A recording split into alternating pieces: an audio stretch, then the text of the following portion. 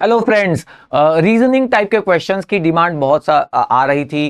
First prof के students कह रहे थे कि उनको डिफिकल्टी आ रही है क्वेश्चन सॉल्व करने के लिए, तो हमने अपने चैनल पे नया सेक्शन स्टार्ट किया है। रीजनिंग टाइप के क्वेश्चंस हम इसमें डिस्कस करने वाले हैं। तो चलो देखते हैं आज का ये रीजनिंग का क्वेश्चन क्या है। और आगे बढ़ने से पहले अगर अब तक सब्सक्राइब नहीं किया है तो subscribe to the channel and hit the bell icon.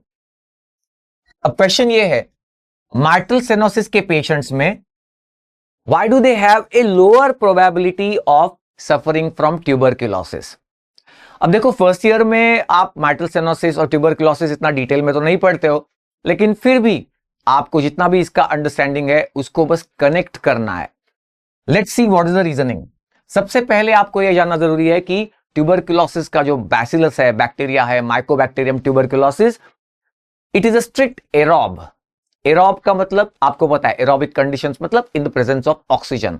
तो यहां पे हमको ये जानना जरूरी है कि जहां ऑक्सीजन ज्यादा अवेलेबल है वहां पे ये ट्यूबरक्लोसिस का बैसिलस जो है वो थ्राइव करता है, ग्रो करता है, और फिर ट्यूबरक्लोसिस होने के चांसेस ज्यादा होते हैं। अब यहां ये भी देखा गया है कॉमनली कि ट्यूबरक्लोसिस का जो फोकस है, उसका जो लीजन है, वो most commonly found at the apical region. इसकी वजह समझते हैं क्यों ऐसा है।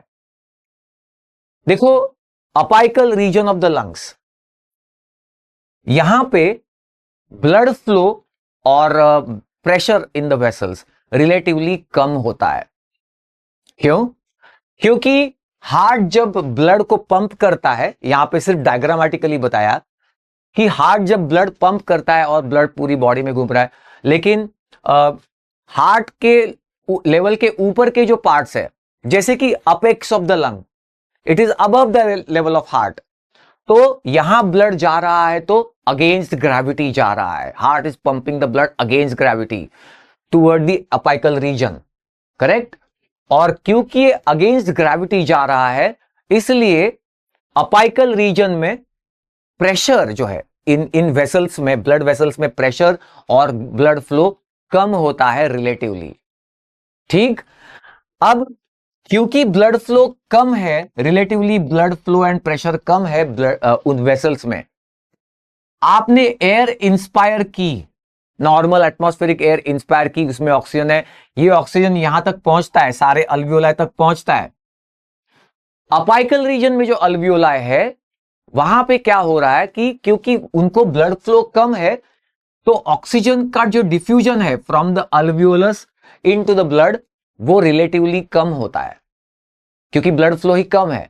इसका मतलब in the apical region alveolar air में ज्यादा ऑक्सीजन बच जाता है।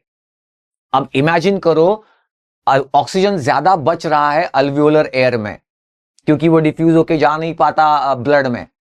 और आप अगर पेशेंट ने या पर्सन ने ट्यूबरक्लोसिस का बैसिलस भी इनहेल किया है, तो वो यहां आने के बाद उसके सर्वाइवल के चांसेस ज्यादा बढ़ जाएंगे, क्योंकि वहां पे एयर में, अल्वियोलर एयर में ऑक्सीजन ज्यादा है। तो ये था basic understanding about tuberculosis bacillus and how it survives in the apical region more, because वहां पे अल्वियोलर एयर में ऑक्सीजन ज्यादा है। अब देखते हैं माइट्रल स्टेनोसिस।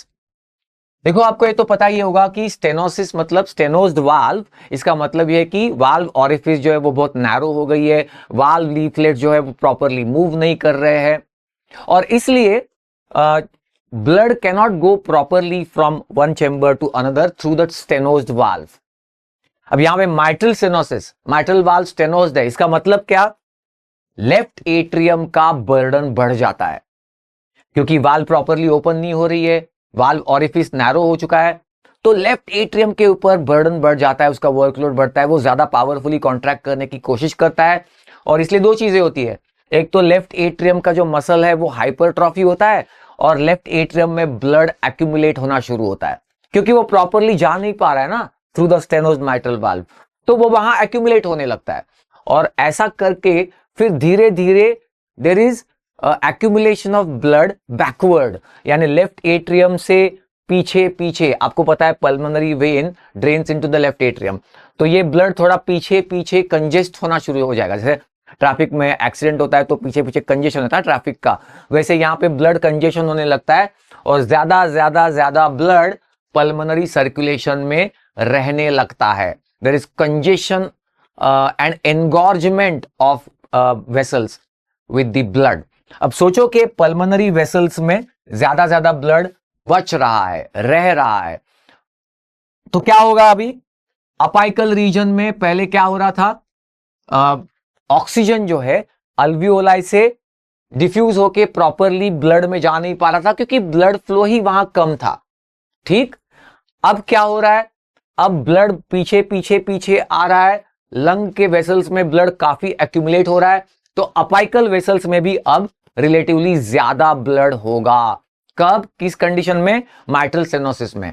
ज्यादा ब्लड अगर होगा इन द अपाइकल रीजन, तो इसका मतलब अब अपाइकल रीजन के अल्वियोलाई से पल्मोनरी वेसल्स में ऑक्सीजन प्रॉपरली डिफ्यूज हो सकेगा क्योंकि अब ब्लड अवेलेबल है लंग्स के वेसल्स में। तो अल्वियोलाई से पल्मोनरी ब्लड में ऑक्सीजन प्रॉपरली ज्यादा से ज्यादा डिफ्यूज हो सकेगा। इसका मतलब अल्वियोलर एयर में अब कम ऑक्सीजन बचेगा। कम मतलब कंपेयर टू नॉर्मल, अब कम ऑक्सीजन बचेगा इन द अल्वियोलर एयर क्योंकि वो डिफ्यूज होके जा आ रहा है प्रॉपरली क्योंकि ब्लड फ्लो ही ज्यादा है। और अल्वियोलर एयर में कम ऑक्सीजन बच पाना, इसका मतलब क्या?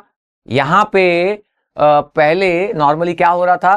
ट्यूबरकुलोसिस बैसिलस ग्रो हो रहा था because of more oxygen available in the alveolar air. अब वो नहीं हो पाएगा क्योंकि अल्वियोलर एयर से ऑक्सीजन अब डिफ्यूज होके जा पा रहा है into the pulmonary blood in the condition of mitral stenosis. तो ये रीजन है या एक्सप्लेनेशन है बिहाइंड दिस पर्टिकुलर क्वेश्चन कि माइट्रल स्टेनोसिस की कंडीशन में ट्यूबरकुलोसिस के चांसेस थोड़े से कम हो जाते हैं because of this kind of reasoning. तो ऐसे हम बहुत सारे इंटरेस्टिंग क्वेश्चंस जो है अपने चैनल में डिस्कस करने वाले हैं, तो चैनल को सब्सक्राइब करो और बेल आइकन को भी प्रेस करो।